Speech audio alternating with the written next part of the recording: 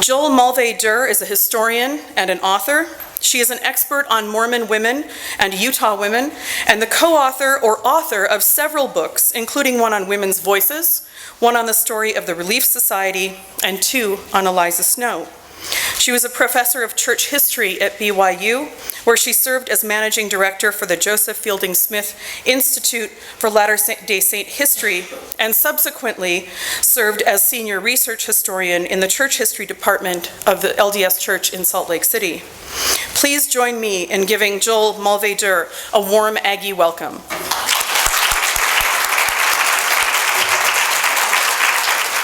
As I've studied Latter-day Saint women across the past 40 years, questions surrounding women's authority have been ever present for me personally and professionally. I consider the ongoing conversation regarding gender and authority to be an essential aspect of the history of the Church of Jesus Christ of Latter-day Saints, and I really appreciate this opportunity to continue that conversation. I will begin with the lesser-known last meeting of the Nauvoo Society, held on March 16, 1844. Joseph Smith did not attend this meeting. His wife, Emma Hale Smith, was the forceful leading figure who sought to assemble as many as possible of the Society's 1,000 members, more than 1,000 members, in 4 sessions held Saturday mornings and afternoons on March 9th and 16th. Women crowded in turns into the upper room of Nauvoo's red brick store to discuss a document titled "The Voice of Innocence." In response to public accusations of immorality, the document declared the virtue of the women of Nauvoo and denounced slanderers, seducers, and any unchaste conduct. The statement, drafted by William W. Phelps, a clerk for Joseph Smith, had been read to a large congregation of saints on March 7th. The 4 Relief Society meetings that followed provided women a private opportunity to discuss and endorse the document, which condemned polygamy, along with fornication, adultery, and prostitution. Beginning in 1841, Joseph Smith had introduced plural marriage confidentially to a small circle of associates who accepted the principle because they believed Joseph had received it by revelation. Early participants in plural marriage, including some members of the Nauvoo Relief Society, considered their marriages to be lawful and sacred, and therefore entirely distinguishable from the unlawful and lustful behaviors they publicly condemned. Rumors about new secret marriages circulated in Nauvoo alongside reports of seduction and prostitution, and since plural marriage was not discussed or clarified in public settings, many church members became confused and sometimes totally disillusioned. Public condemnations of adultery and bigamy had potentially different meanings to those with different understandings of and feelings about the new marriages Joseph Smith was sanctioning. To those who rejected outright the idea of plural marriage, official public denunciations of immorality and polygamy, such as the Voice of Innocence, seemed hypocritical if they did not represent a serious intention to stop the private practice of plural marriage. Though Emma Smith had vacillated in her approval of and disdain for plural marriage, by March 1844, she was fixed in her opposition. Minutes of the 4 meetings recorded by Acting Relief Society Secretary Hannah M. Ells are enigmatic, but clearly on March 9th and March 16th, Emma Smith tried to win women's full support for, quote, putting down iniquity, end quote, and she seems to have mounted an intensified effort at what she considered moral reform, with the intent to halt all plural marriage, including the practice authorized by her husband Joseph Smith. Forcefully, at the final Saturday afternoon meeting, she, quote, again exhorted members to follow the teaching of President J. Smith from the stand, that is his public words, said she wanted to see a reformation in both men and women, also exhorted members to examine the conduct of the leaders of this society, that you may sit in judgment on their heads, and said, if ever there was any authority on earth, she had it and had yet. Emma's statement is striking. What authority did she claim? It consisted of several acknowledged components: A July 1830 revelation to Joseph Smith designated Emma an elect lady and promised her she would be, quote, ordained to expound scriptures and exhort the church, end quote.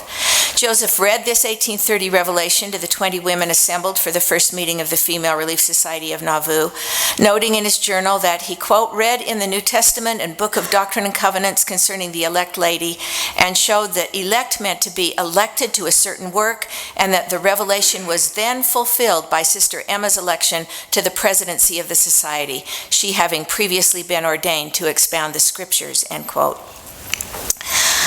Emma was not ordained to the new office because, Joseph Smith stated, she had been, quote, ordained at the time the revelation was given, end quote. After Emma was elected president, she chose her counselors, and John Taylor confirmed upon her all the blessing which had previously been conferred on her. Earlier in the meeting, Joseph Smith had outlined the object and offices of the new women's organization. Quote, he proposed that the sisters elect a presiding officer to preside over them, and that let that presiding officer choose 2 counselors to assist in the duties of her office, that he would ordain them to preside over the society and let them preside, just as the presidency preside over the church. Let this presidency serve as a constitution, all their decisions to be considered law and acted upon as such. If any officers are wanted to carry out the designs of the institution, let them be appointed and set apart as deacons, teachers, etc., are among us. The minutes of your meetings will be precedents for you to act upon your constitution and law. This presidency should continue in office during good behavior, or so long as they shall continue to fill the office with dignity, like the first presidency of the church, end quote. Emma and the 2 counselors she chose were clearly being given considerable governing jurisdiction or ecclesiastical authority, a substantial stewardship. Other components of Emma's authority should be mentioned, but clearly require more extensive explication than is possible here.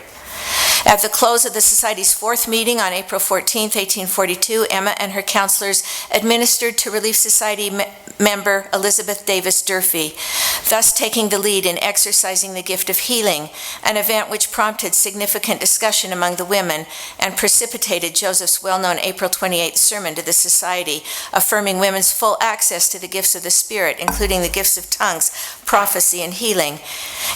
And significantly, in September 1843, Emma became the first woman to receive the endowment. Joseph's promise that Relief Society members would see, quote, the blessings of the endowment rolling on, end quote, was confirmed as Emma began to help administer the ordinance to other women. The endowed men and women, most of the latter of whom were Relief Society members, formed a special group referred to in Joseph Smith's journal as the council, quorum, or prayer meeting, and later known as the anointed quorum, that became thoroughly acquainted with all the temple rites. The small circle of women who had received the endowment through Emma's administration and joined with her in the anointed quorum understood her authoritative role in women's temple ordinances. Added to these aspects of her authority, Emma, as Joseph Smith's wife of 17 years, was the church's first lady and was much loved by church members, many of whom had been the beneficiaries of her compassion. Emma's ritual or liturgical authority, charismatic authority, and familial authority augmented her ecclesiastical authority as the ordained president of the Relief Society. She presided in a particular domain or jurisdiction where, Joseph had stated, her presidency's decisions were to be, quote, considered law and acted upon as such, end quote. But what if that presidency's decisions and actions ran contrary to the president's principles and practices? Presidentess Emma Smith, whose personal hurt obviously figured into her opposition to plural marriage, ultimately rejected the view that it was a divinely revealed principle and believed it to be morally wrong. She had been commissioned to lead the society in, quote, correcting the morals and strengthening the virtues of the female community, end quote, and through the voice of innocence, she rallied the women under her jurisdiction to contest the principle and practice of plural marriage introduced by her husband and supported by the Quorum of the 12. If there was any authority on earth over this female domain, Emma declared, she had it, and had it yet. For Emma, authority meant domain or stewardship, and she was not the first trusted church leader to wield that authority in opposition to her husband Joseph. Prominent men like Oliver Cowdery and David Whitmer had similarly opposed him.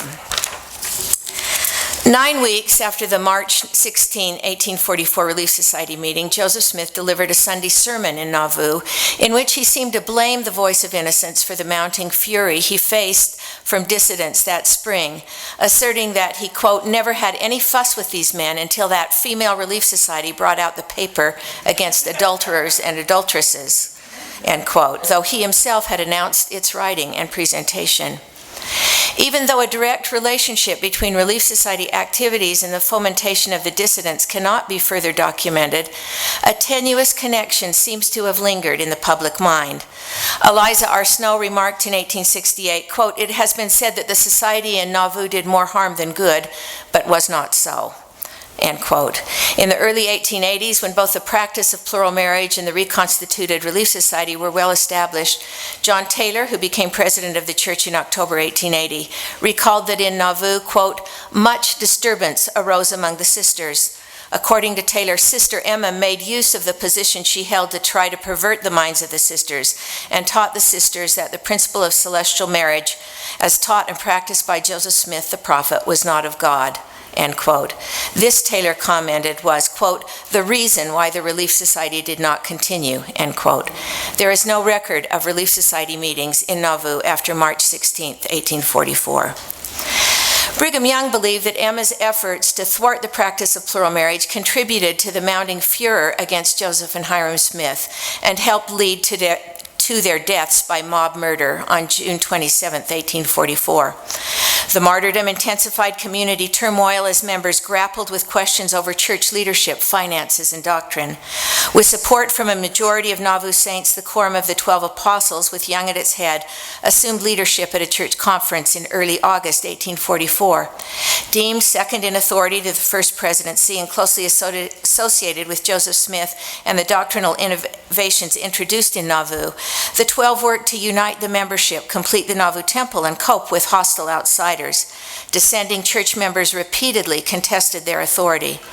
The movement toward organizational stability was tortuous, and what role, if any, the Female Relief Society might play in the developing structure was unclear. The situation was complicated by the pronounced differences between Emma Smith and Brigham Young, which centered on the working out of Joseph Smith's temporal and spiritual legacy, including the settlement of his estate, succession to church leadership, and the role of plural marriage in the church. Though Relief Society meetings might have recommenced in the spring of 1845 following a winter hiatus, as had been the pattern in previous years, Brigham Young foreclosed that possibility. On Sunday, March 9, 1845, he addressed a quorum of men ordained to the office of high priest, meeting in the Masonic Hall, and, quote, made a few remarks in relation to the revival of the Female Relief Society and disapprobated it, stating, "I don't want the advice or counsel of any woman," end quote. That same day, the Nauvoo 70s Quorum assembled in 3 sessions in the recently dedicated 70s Hall, and Young told them, quote, "When I want the sisters or the wives of members of this church to get up Relief Society, I will summon them to my aid. But until that time, let them stay at home. And if you see females huddling together, veto the concern. I am determined to stay these proceedings, for by it our best men have been taken from us," end quote. Young's rejection of the Female Relief Society of Nauvoo ended formally organized women's meetings. The suspension was long-standing but ultimately temporary. In 1854, in Utah Territory, separated from the conflicts that assailed the church in Nauvoo, Young supported the formal calling of women leaders and the recommencement of Relief Society meetings. Nevertheless, the conflict between Brigham Young and Emma Smith over the way she wielded her authority as Relief Society president and as Joseph's wife cast a long shadow. In speaking to the 70s in March 1845, Young articulated his understanding that women, quote, never can hold the keys of the priesthood apart from their husband, end quote. Firmly established hierarchy, including familial hierarchy, was one means of achieving the unity Young sought in a time of painful divisiveness. After the saints moved west, Brigham Young continued to preach and act according to this paradigm. For example, these ideas informed the ways excerpts of Joseph Smith's sermons to the Nauvoo Relief Society were published in the Deseret News in 1855 as part of a serial publication of the manuscript history titled History of Joseph Smith. Publication of the sermons included minor changes as well as some significant revisions. Revisions of Eliza Snow's original minutes. In a similar manner, those compiling the history edited many other documents, including other Joseph Smith sermons, before they included them in the manuscript history. This editing reflected 19th century approaches to texts in which historians often altered original texts when they prepared them for publication. Some changes take the sermons from their immediate context of the 1842 Nauvoo Relief Society and the imminent introduction of temple ordinances and apply them more broadly to the church as a whole. For instance, the original minutes state that Joseph Smith, quote, said he was going to make of this society a kingdom of priests, as in Enoch's day, as in Paul's day, end quote. The Revised Version reads, quote, the Lord was going to make of the Church of Jesus Christ a kingdom of priests, a holy people, a chosen generation, as in Enoch's day, end quote. Other edits appear to be attempts by church leaders to emphasize priesthood authority and order.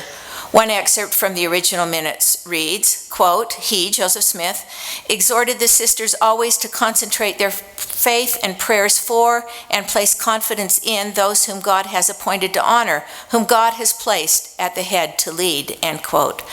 The Revised Version reads, quote, he exhorted the sisters always to concentrate their faith and prayers for and place confidence in their husbands, whom God has appointed for them to honor, and in those faithful men whom God has placed at the head of the church to lead his people, end quote. Brigham Young had not personally redacted Snow's record of Joseph's sermons, but he was much pleased when the revisions were read to him. The edited sermons conveyed Young's teaching during the 1840s and 50s that priesthood authority was hierarchical and that it was gendered. By 1867, the ward relief societies organized in Utah in the early 1850s had virtually disappeared. They were casualties of the disruptive 1857-1858 Utah War, particularly the 3-month move south when saints from Salt Lake City northward relocated to southern settlements as federal troops approached Utah territory. A decade later, in December 1867, Brigham Young once again invited bishops to organize relief societies in their individual wards. Many of those bishops and their ward members knew little about the long-lapsed organization. Young needed help in caring for the poor. He anticipated a significant surge of immigrants in 1868 and had recently declared that the poor should receive aid through their bishops rather than through the General Tithing Office, whose goods were now to be reserved for those constructing the temple in Salt Lake City. He had also recently established the School of the Prophets among men with the hope of promoting economic cooperation. The Transcontinental Railroad was well underway, and providing a forum for theological instruction. Because only a handful of bishops responded to Young's initial request, at the April 1868 General Conference, he called a second time for the organization of ward relief societies. This time, he appointed Eliza R. Snow, Zion's poetess, longtime officiator in the Endowment House ordinances, and his plural wife, to assist local bishops with the organization in their wards. Snow, secretary of the Female Relief Society of Nauvoo, had preserved the society's minute book. She met with bishops and the societies they were organizing, often reading directly from the original Nauvoo minutes to clarify organizational form and procedures. She also composed for the Deseret News an article that described the origins, importance, and operations of the Relief Society. Published just 10 days after Young delivered his April conference talk, the article demonstrates the pattern Eliza Snow and her cohorts would follow in establishing Relief Society as a permanent part of the church organization. Her article, titled Female Relief Society, begins, quote, this is the name of a society which was organized in Nauvoo on the 17th of March, 1842, by President Joseph Smith, assisted by elders Willard Richards and John Taylor. Although the name may be of modern date, the institution is of ancient origin. We were told by our martyred prophet that the same organization existed in the church anciently, allusions to which are made in some of the epistles recorded in the New Testament making use of the title Elect Lady, end quote.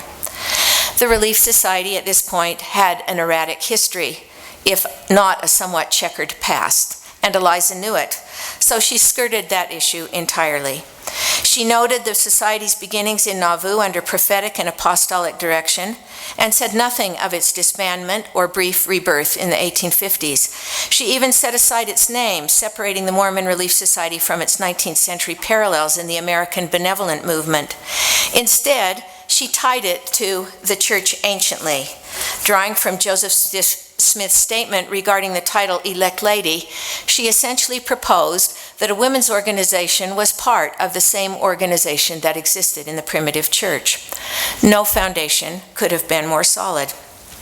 Snow expanded this idea in the next paragraph, quote, "This is an organization that cannot exist without the priesthood, from the fact that it derives all its authority and influence from that source. When the priesthood was taken from the earth, this institution, as well as every other appendage to the true order of the Church of Jesus Christ on the earth, became extinct and had never been restored until the time referred to above." End quote.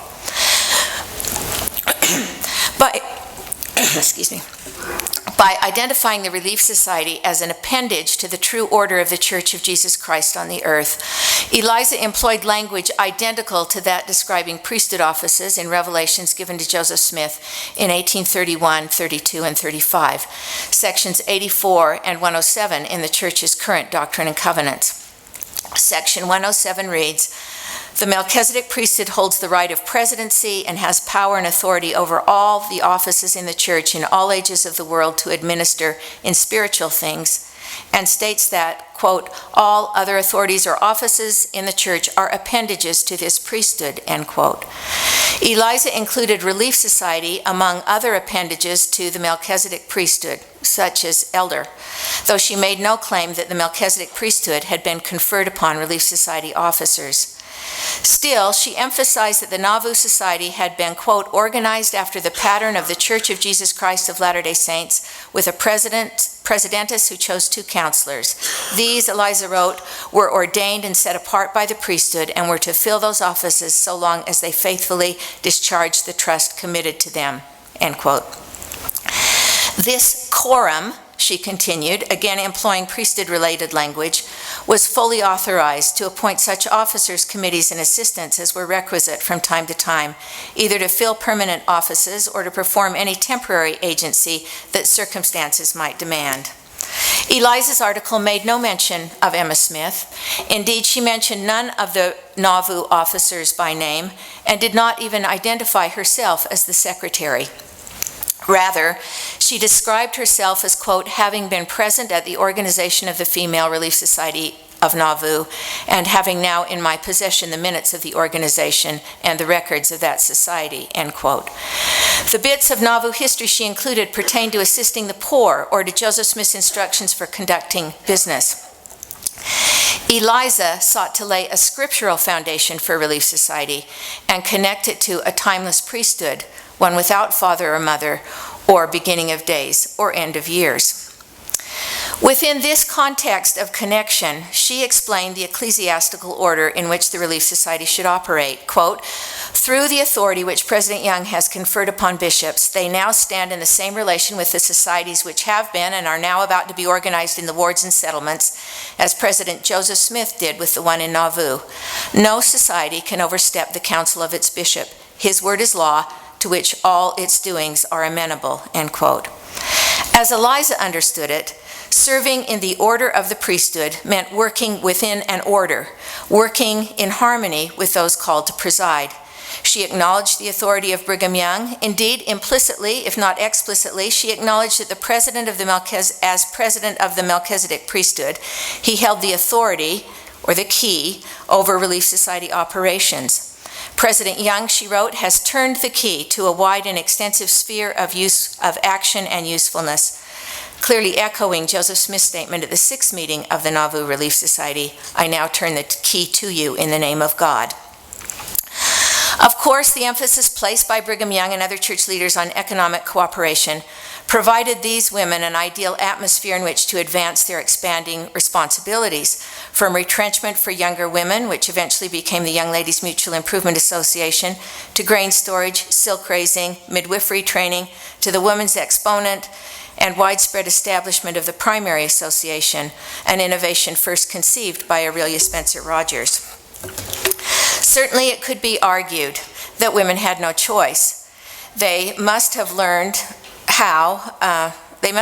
over the previous 20 years that to work counter to or protest against male priesthood leaders would remove them from the church's ecclesiastical structure.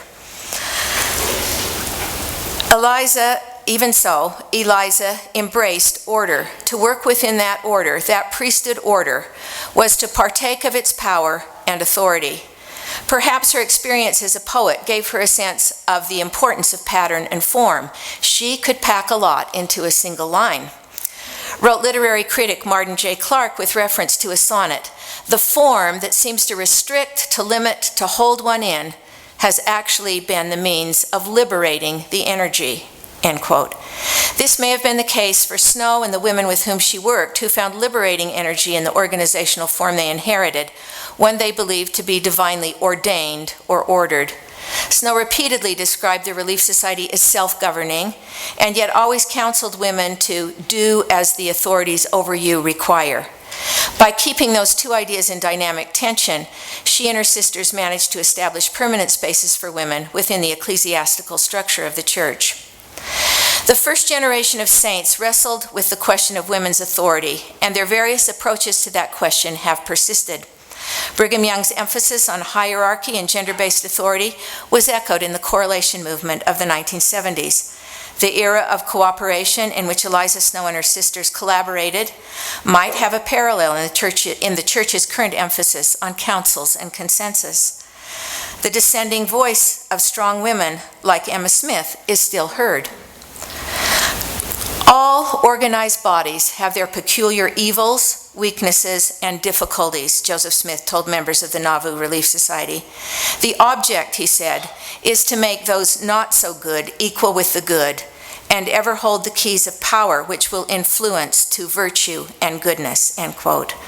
I believe as a historian and as a Latter-day Saint woman that is the challenging enterprise in which Mormon women and men have been and continue to be engaged.